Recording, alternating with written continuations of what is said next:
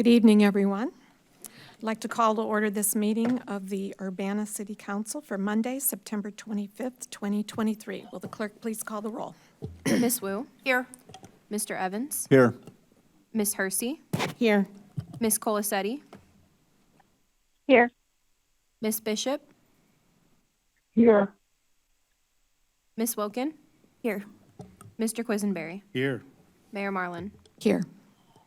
Next item is approval of minutes from previous meetings of June 5th, 2023, which are special meeting minutes, and the June 12th, 2023 minutes. Is there a motion for approval? So moved. Second. Moved by Mary Alice, seconded by James. Any substantial corrections? All those in favor, please say aye. Aye. All those opposed, same sign. Okay, that motion passes. Additions to the agenda? There are none. We'll move on to presentations and public input. We'll take public input first. Does anyone wish to address the Urbana City Council?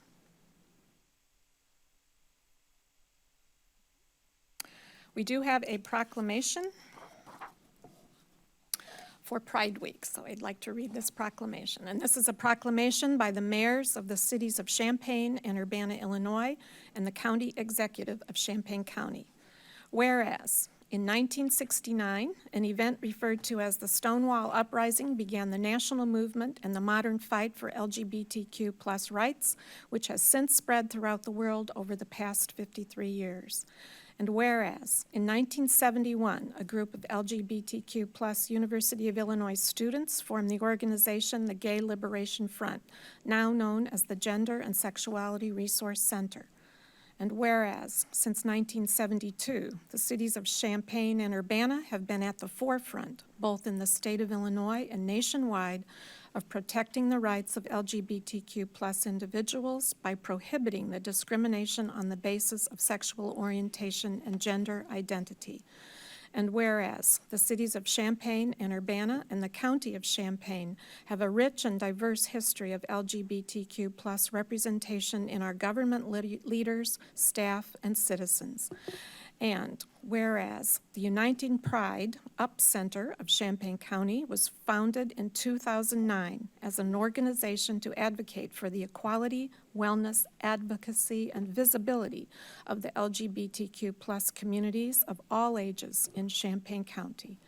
And whereas from September 23rd through October 1st, 2023, Champaign-Urbana's annual Pride Fest Week will host events throughout our community, offering opportunities to learn, engage, and show support for our loved ones, friends, and neighbors.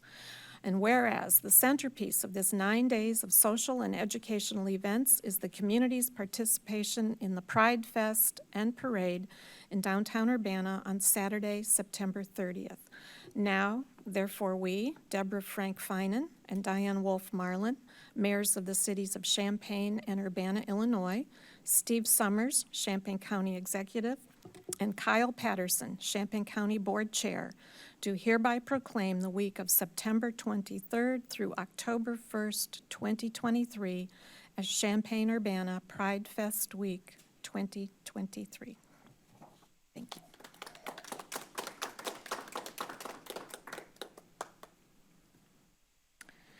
And we'll move on to the presentation on the Mayor-Council Strategic Goals Update. Carol. Thank you. I'm just going to give a few highlights, and then I'd be happy to try and answer any questions that you have on the report that you were provided. So this is for the third quarter of 2023, and we have a series of strategic areas, 4 strategic areas, and then strategies within those areas, and then action steps. And so for people who aren't familiar, and then we report quarterly on those action steps. So I'm just going to call out a few. Wanted to just say there were a number of things in the goals around ARPA, and all of those things are on track.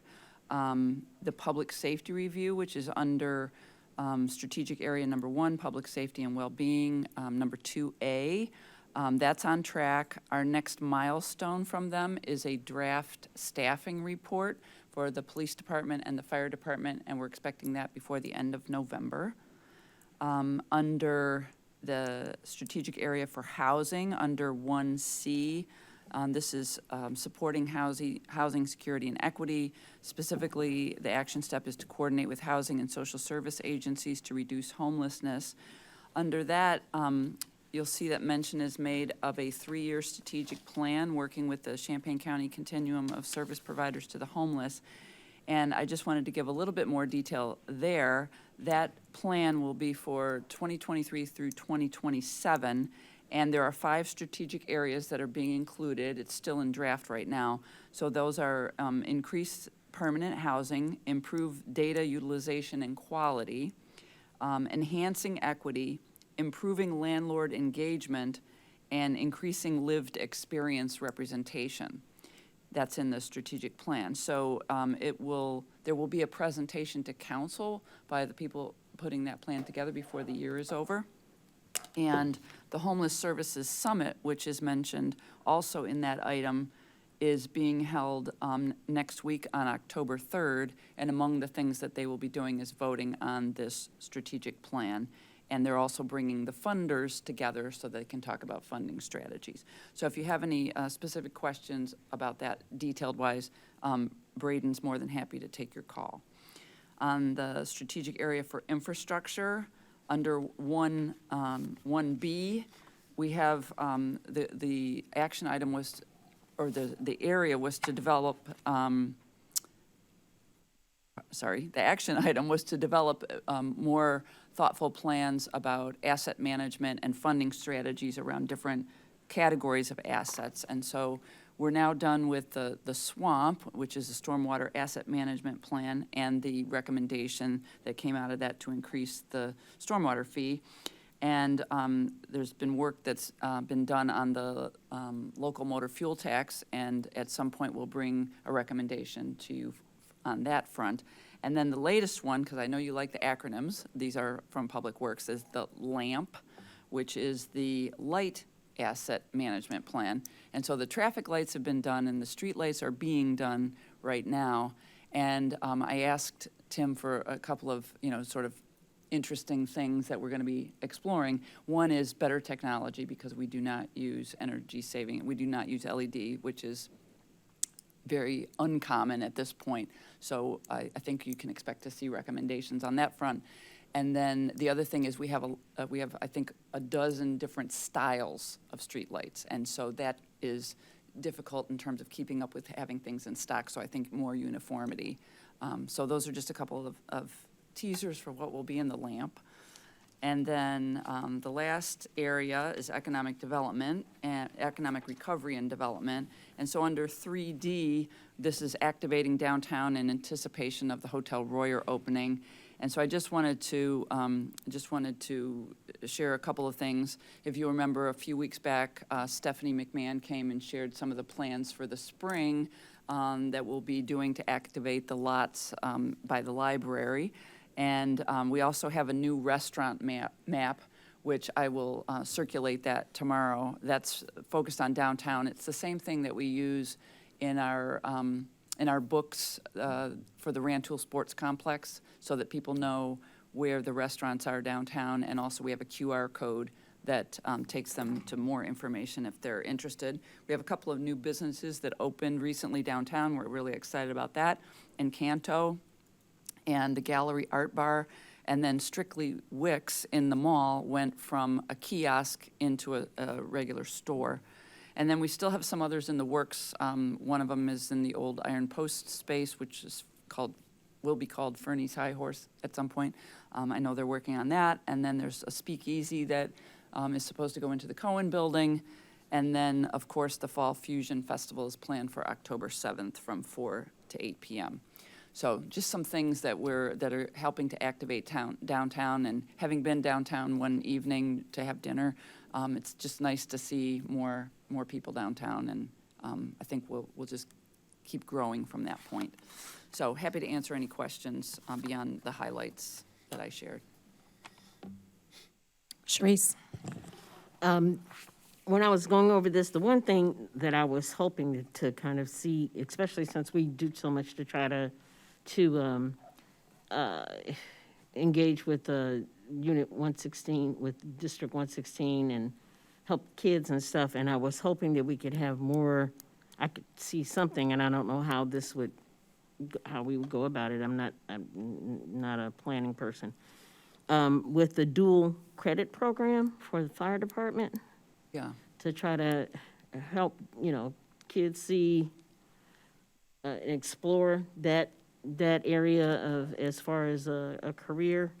And I saw that there's just been no progress made on that, but I think that would be a good thing, if there's any way that we can work with District 116, and if there's a curriculum or something like that, figure out a way to get that underway.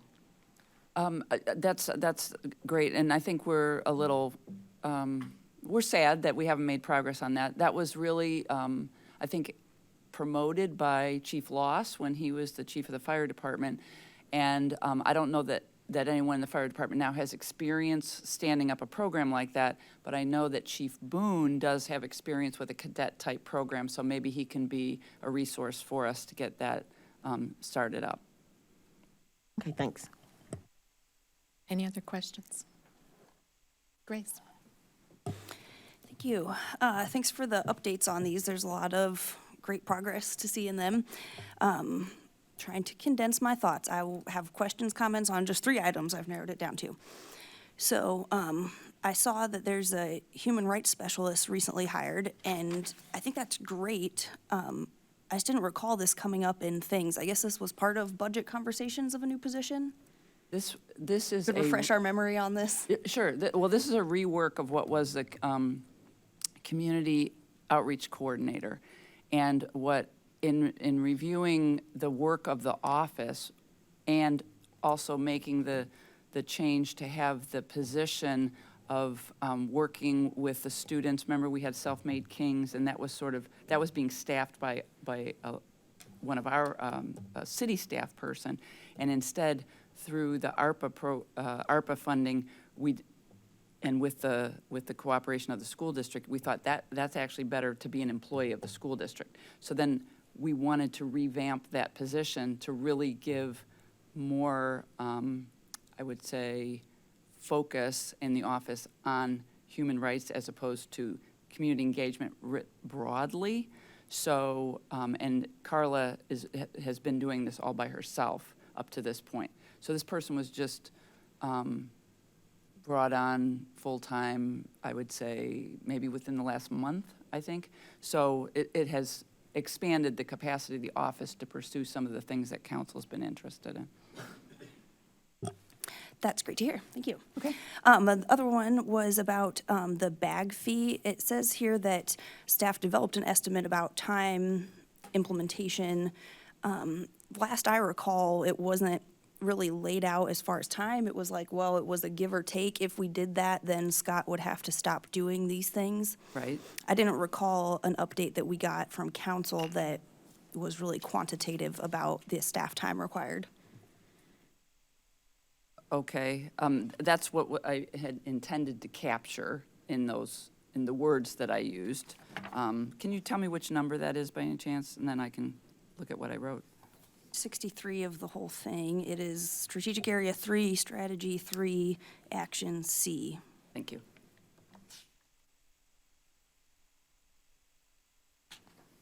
So by that, you were encompassing the description of our previous conversation. Yes, basically the trade-off.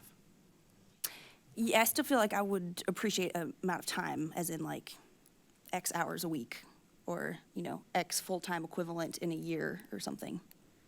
Would you say that again? I'm not sure I follow what you said. As a quantitative unit of staff time, I would appreciate that. Like X number of hours per week is what would be required, or this percentage of a full-time equivalent for this amount of time. I feel like when we got before, it was just like, Scott could maybe do it, but then he'd have to stop doing SAC meetings or geothermal, and it wasn't really time, because for me, that's not the decision I want to make. I want to make the decision of, okay, do we hire a part-time person, or where can we get 10 hours a week of work on this? Okay.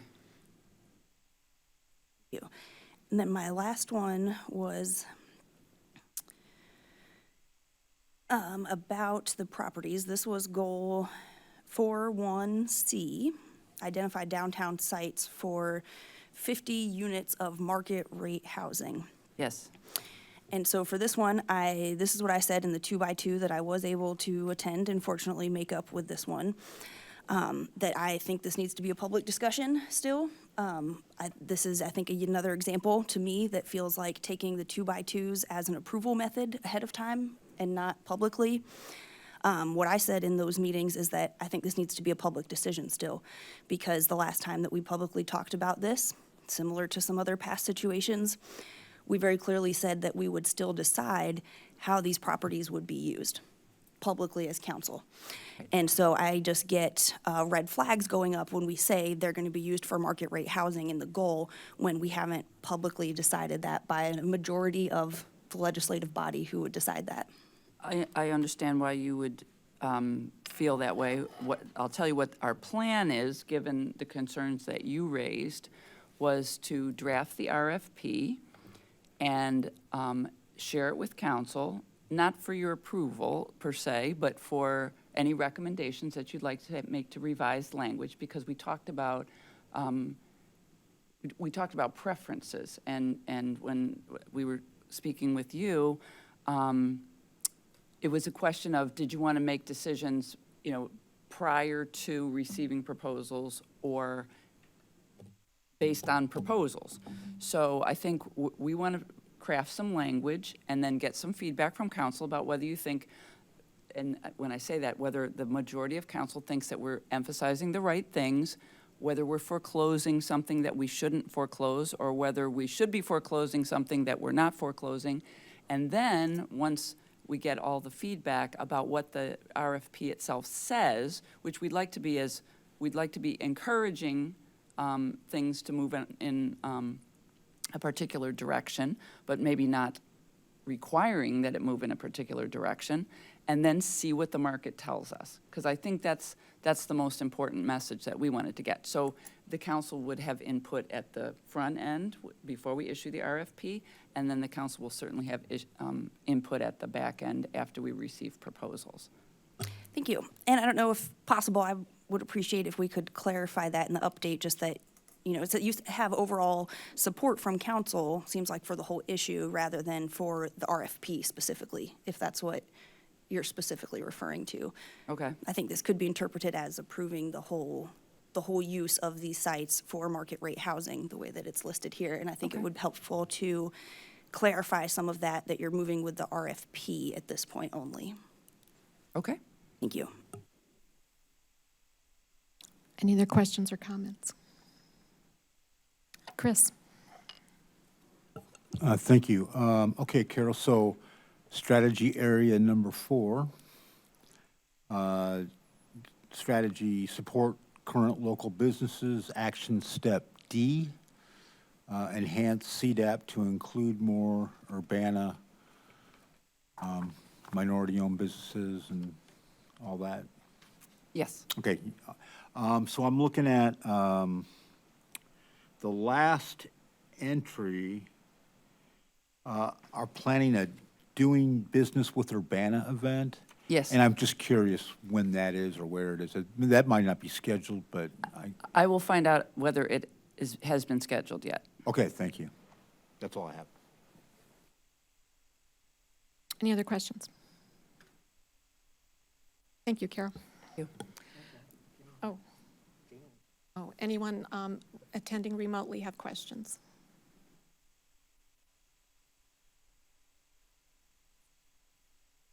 Sounds like no. Okay, thank you. We'll move on to council input and communications.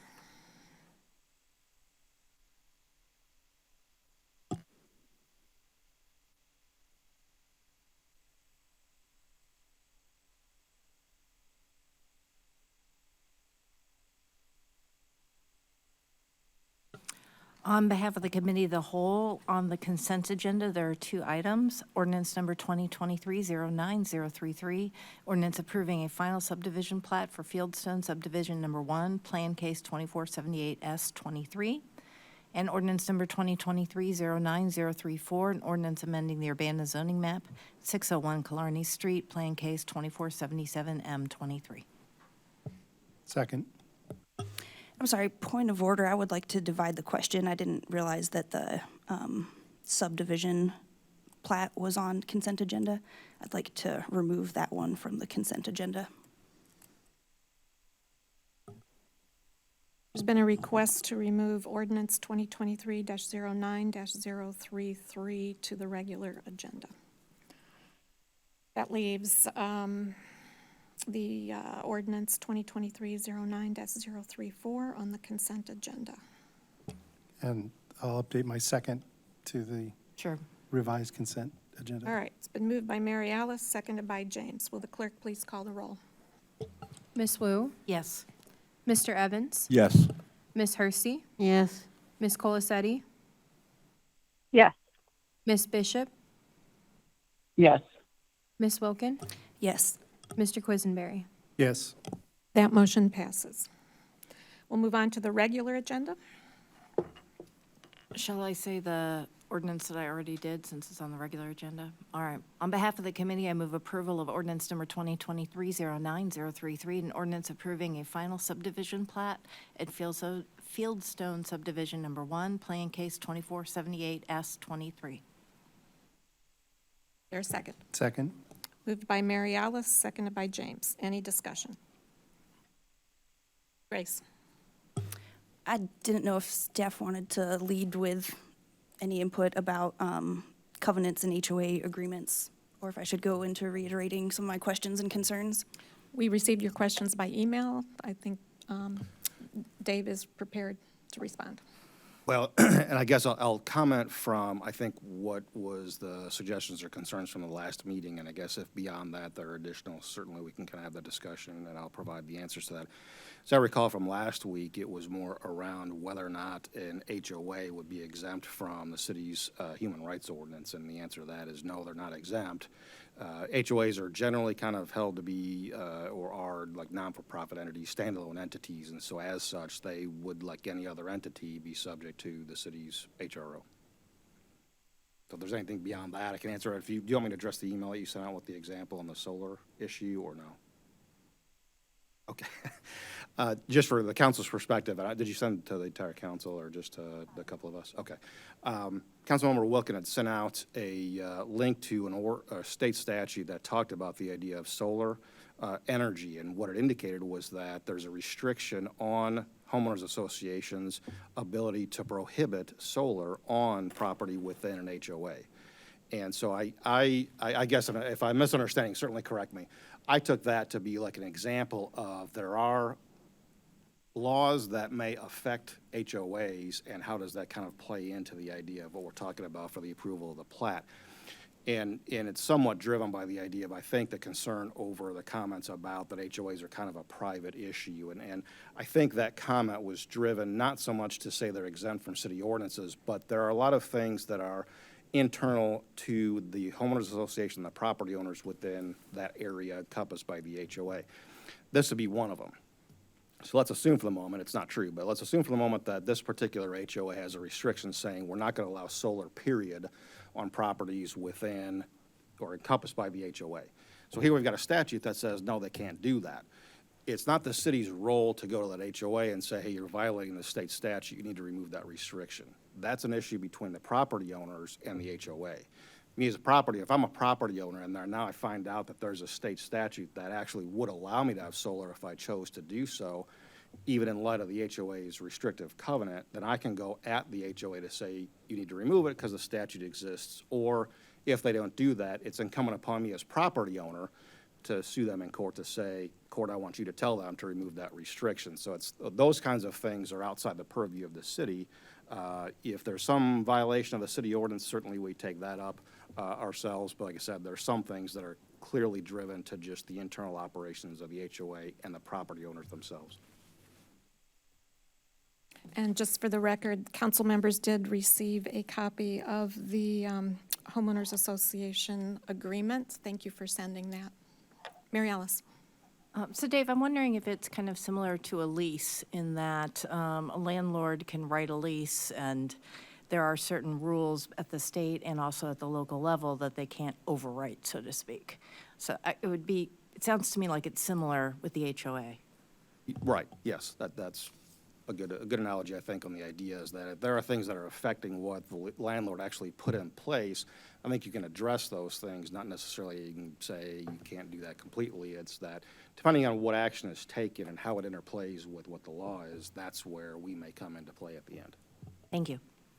Any other questions? Chris? Dave, so the scenario you just gave, it made it sound like it's up to the property owners to enforce the state law in civil court. Did I hear that kind of right, or? For that particular issue, again, is in reference to the idea, the statutory indication that homeowner associations cannot restrict having solar on the property. Right. It's, the HOA can try and enforce their covenants that they have in place against the owners of the property in there. If the property owners themselves see something that is beyond the authority of the HOA to do, it's the property owner's responsibility to go to the HOA and deal with that issue. Now, again, that's separate from the idea of what I said before, is if there's a violation of the city ordinance, certainly we kind of take that on. But there are certain situations that it's really not in our purview to act on. Okay, that was my follow-up question. So as a city, we would enforce our ordinances when there's a violation, Right, correct? correct, Oh, okay, yes. thank you. Any other questions? Grace? Thanks. Thanks for clarifying some of this, because, yeah, it didn't sit well with me last week saying that it's a private matter, which I understand to an extent. Like you said, with a lease, it depends on your specific agreement with a landlord and a tenant, but that there are very serious things that cannot, and certain things that cannot be in a lease and certain things that have to be in a lease. And so I just wanted to clarify that same process here. I think it can be misinterpreted to say that it's just a private matter and the city and the state laws don't have a place in it, and that that's not correct. So as far as the solar ones, and just so you all know, and that might be another fun thing to tackle, is with the Illinois state law, that the way I'm reading it is that HOAs, covenants, or agreements can't restrict solar panels. And so the example here is saying that they need to be attached on a roof and not an accessory structure. I'm not a legal expert on this. You have to, everyone find their own, but the way I'm reading it, I don't think that that flies.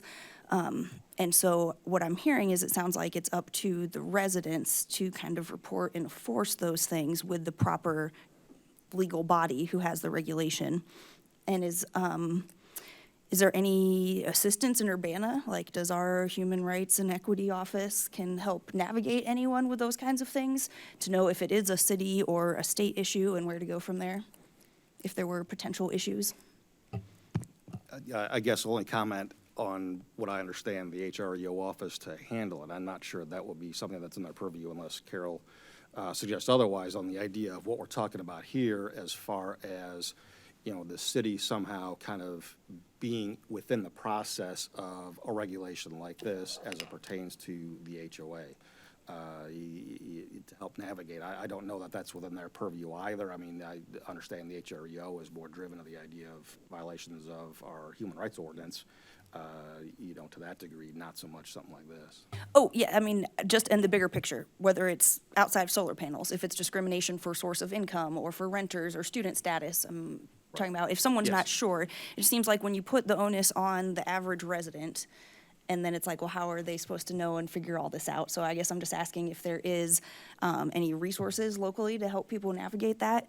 And I think it would be great in an ideal world if we could even be more proactive, like we've talked about with rental agreements and seeking out or testing and seeing if there's just open discrimination and being proactive about it rather than putting the burden on the residents.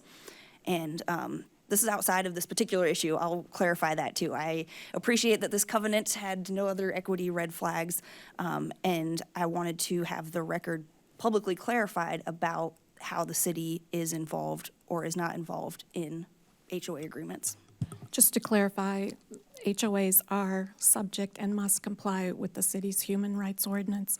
I rewatched the video from last week. The comment about it being a private issue, the one I heard was in response to whether or not the Fieldstone Development was obligated to join the HOA. And the answer there is no, they're not obligated to join. And that was, the answer was it's an issue between the developer and the HOA. I didn't hear any other reference to it being a private issue for human rights violations. But nonetheless, the city's human rights ordinance applies to HOAs in Urbana. Any other questions? James? I'm just going to say that I'm going to vote for this because what we're considering here is the platting of a subdivision. Discussion about the possibility of whether that subdivision joins an HOA or not is not relevant to the business in front of the city. I understand the concerns. It sounds like a very good thing to be dug into from a standpoint, but it's not relevant to the piece of action at hand. Whether it's, we are not voting on whether this group joins an HOA or not. We're just voting on whether it becomes a subdivision or not. That's not our purview right now, and probably would not be the question of an HOA. Now, if there's an HOA out there that is doing something that is against state law or Urbana ordinance, they should be aware that if they're in violation, they can be challenged, and they should be. But it's not relevant to this piece of legislation, so I'm going to vote for it. Any new topics? Grace? I also plan to vote for this. In my opinion, I think that equity is always in my purview for an issue. I understand that's not the specific one, and I really appreciate the applicant sharing us, which may or may not be the one that you go with.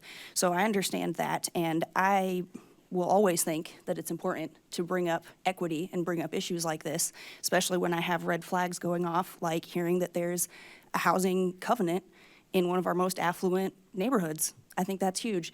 And my stance is that that's always going to be important for me in every issue, and I still support this one. Thank you. Any other questions, comments? Okay, will the clerk please call the roll? Ms. Wu, Yes. Mr. Evans, Yes. Ms. Hersey, Yes. Ms. Colasetti, Yes. Ms. Bishop, Yes. Ms. Wilkin, Yes. Mr. Quisenberry. Yes. That motion passes. On the regular agenda tonight, we have ordinance number 2023-09035, an ordinance revising the annual budget ordinance for budget amendment number 2, DCEO grant. On behalf of the committee of the whole, I move approval. Is there a second? Second. Moved by Mary Alice, seconded by Sharice. Just for the record, I want to let the public know that a copy of the agreement with DCEO was provided to the City Council. Any discussion? Grace? I won't hash out the whole thing, but just state for this meeting that I stated a lot of my points in opposition to this last week, and think that we could use this money for direct services that would improve the lives of some residents in a more direct way. While I do think fire stations are important, I think that this is not going to change their construction, it's not going to enhance them, and that we're losing opportunity costs for other funds from this grant. Any other comments? Sharice? I just want to state something right from the contract. Community development, capital improvement projects. Capital improvement projects will be completed in low-income target neighborhoods. Grant funds will be used to cover financial gaps in the construction of 2 new fire stations and will include the purchase of property at 1205 West Bradley Avenue in Urbana, Illinois, and design engineering costs. Funds will leverage local capital improvement funds for a total budget of $10,700,000. So when we applied for this money, that was included in the application. The grant was approved based on that. And they kind of let you know that if you don't use the money for what you said you're going to use the money for, they can take it back. We have to give it back. Payments to the grantee are subject to the grantee's submission and certification of eligible costs and any documentation is required by the grantor. Payment shall be initiated upon the grantor's approval of eligible costs and cash amount requested for reimbursement of those costs. And they kind of let you know, if you're not using, that the grantor actually keeps tabs on this, and if you're not using the money, or if the money is not used quick enough, the grantor reserves the right to deny any voucher request at its discretion based on the lack of progress toward meeting completion goals. If the grantee fails to meet any of the performance measures, goals, and if deemed appropriate at the discretion of the grantor, grant funds may be decreased by an amount proportionate to the size of the shortfall, and/or the grantee may be responsible for the return of the grant funds in the amount specified by the grantor. Grantor may initiate a grant modifications to deobligate grant funds based on non-performance. Grantee will submit grant modification requests as necessary in a timely manner, including a request to deobligate grant funds in an amount that the grantee determines will be unspent by the end of the grant agreement term. So it's been made pretty plain from what I'm reading, at least, that since we put that in the application, they're expecting us to spend the money with that. And I don't know, I'm not a grant writer, and I'm not a contractor or anything like that, but my understanding is that they've specified that monies would be used for this.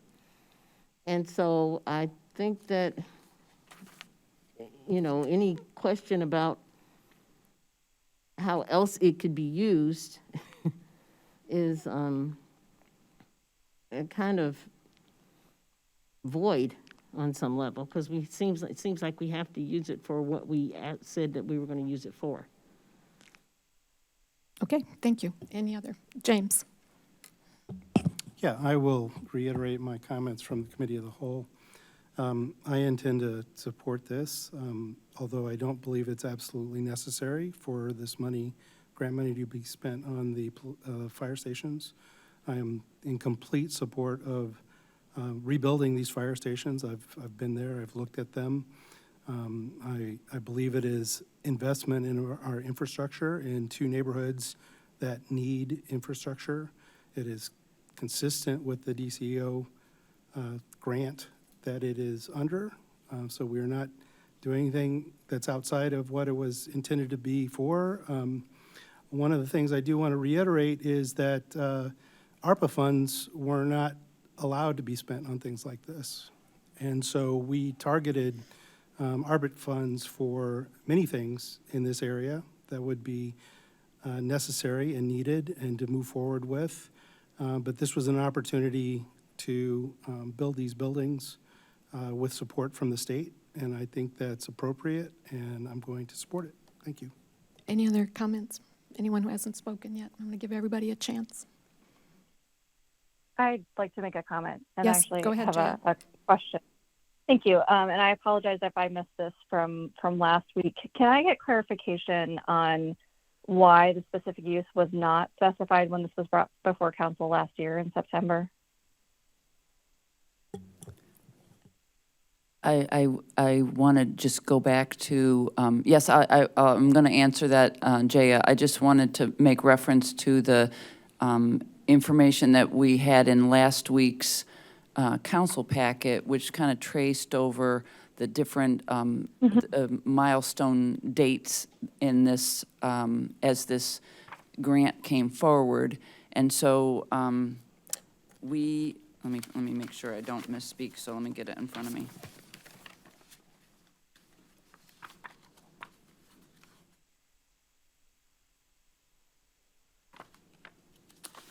So in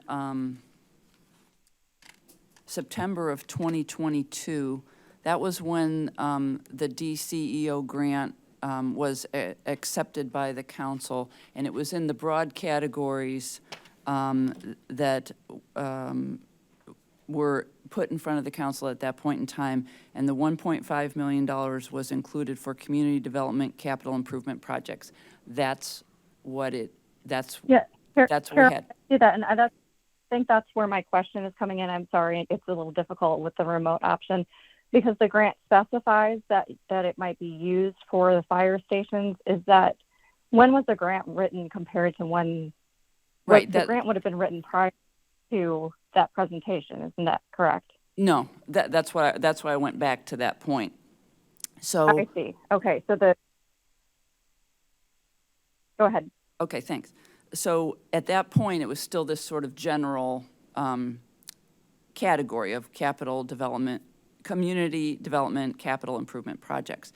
And then in March, we had 2x2s with council, and we were checking in before we incorporated the funding, the use of that funding for fire stations. That's when we had the check-in with council, and we said we thought this was the best use of the money given the time frame, and that council had expressed a desire for us to seek grant money as a primary source of funding for the fire stations. So a couple things happened as a result of those 2x2s where we got direction, and one of those things is that we put the that grant funding, we allocated that to the fire stations in the CIP. But another thing that we did was that was the point at which this grant agreement, not the application, was being written. And so we wrote into the grant agreement the specific language that Sharice read earlier. So that's how those things kind of dovetailed together. We didn't have that level of detail in September. That's very helpful. I Okay. really appreciate that. Okay. And I will say, because I actually was, and I apologize, attending remotely, the video lag, so I do apologize if I speak over anybody. I'm definitely in favor of the city seeking grant funding. This is a vital service that we need, and while making sure that we have funding for other needs in our community is essential, I also think it's important that we don't take the fact that we're talking about taking on debt, right, and form bonds lightly. Our obligation to our residents also includes good fiscal stewardship.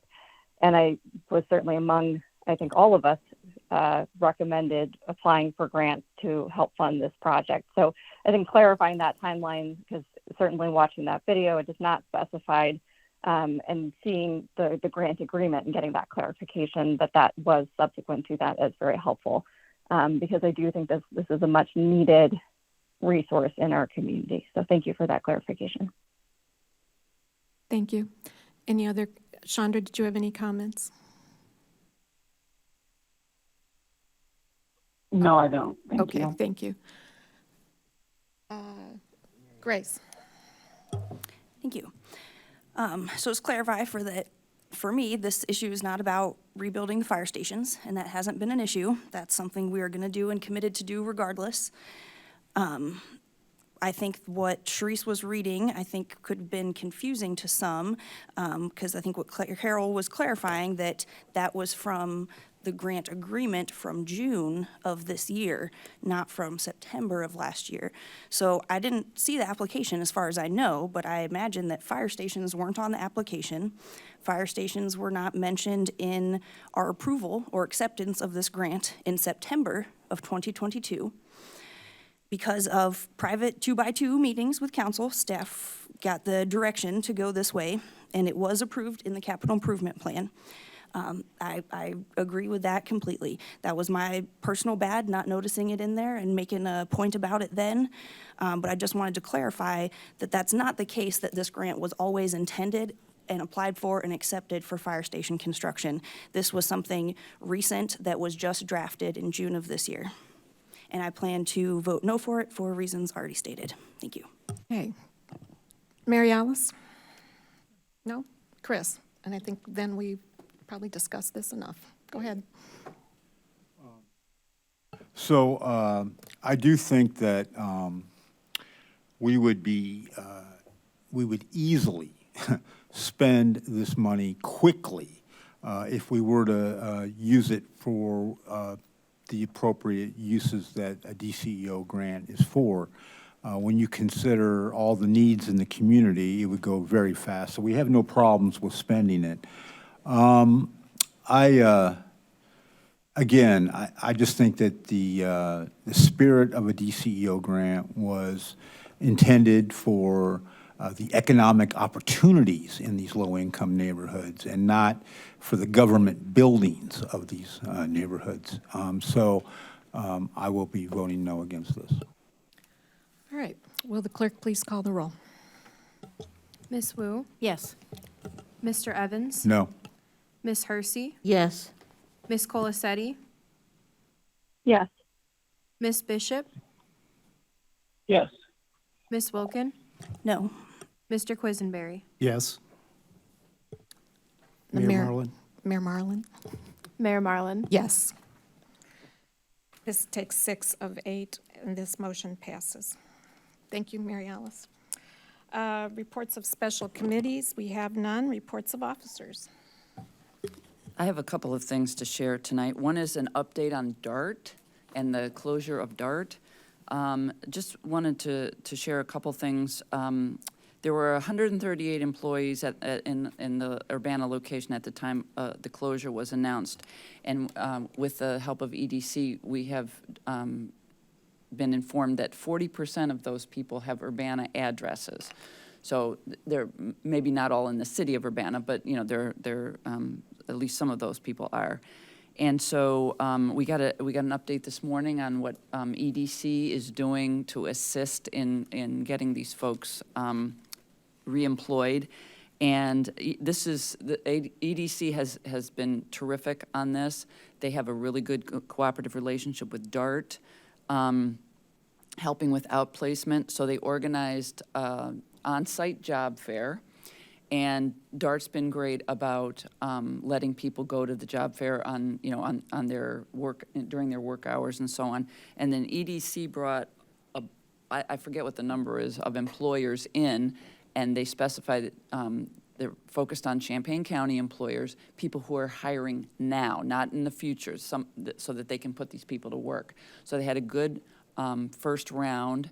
They're going to, I know there are interviews taking place, and then they're gonna see and try to target for another one after they see how successful this one was and who was able to get employment and who was not. It was interesting to learn that DART is actually pays a better wage than some of the other employers in the area.